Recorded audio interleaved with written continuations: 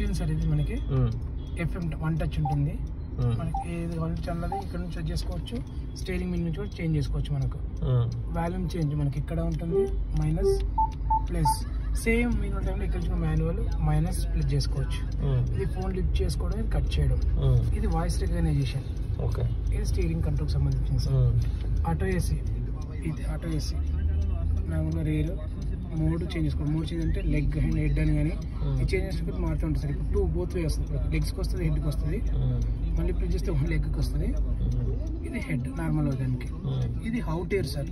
దీనికోసం మనం ప్రెస్ చేసాం అనుకోండి, ఈ ముందు ఉంది కదా, ఇక్కడ నుంచి బయటకు వస్తుంది. ఈ విండోస్ నుంచి బయటకు వస్తుంది అనమాట. అది మనకు అవుట్-ఎయిర్ది. ఆన్ ఆఫ్ చేసుకోవడం.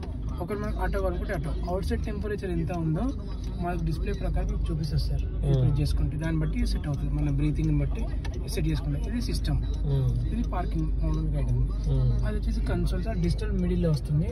P for parking, R for rivers, N for neutral, T for driver. ఇక్కడ ఏ మోడ్ మారిస్తే అక్కడ ఇక్కడ మీకు ఆ మోడ్ మారుతుంది. P ఉంది పార్కింగ్ మారుతూ ఉంటుంది.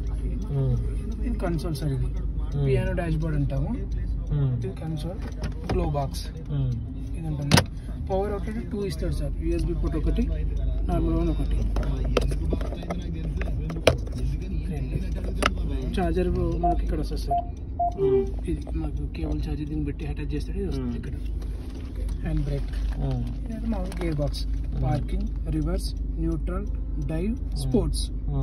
స్పోర్ట్స్ డాష్ బోర్డ్ సంబంధించిందండి. ఇండికేషన్స్ వస్తాయి అక్కడ. హ్యాండ్ బ్రేక్ ఓపెన్ అంటే హ్యాండ్ బ్రేక్ సింబల్ చూపిస్తుంది. సీట్ బెల్ట్ పెట్టుకుంటే సీట్ బెల్ట్ సింబల్. ఇది నార్మల్ లైటింగ్.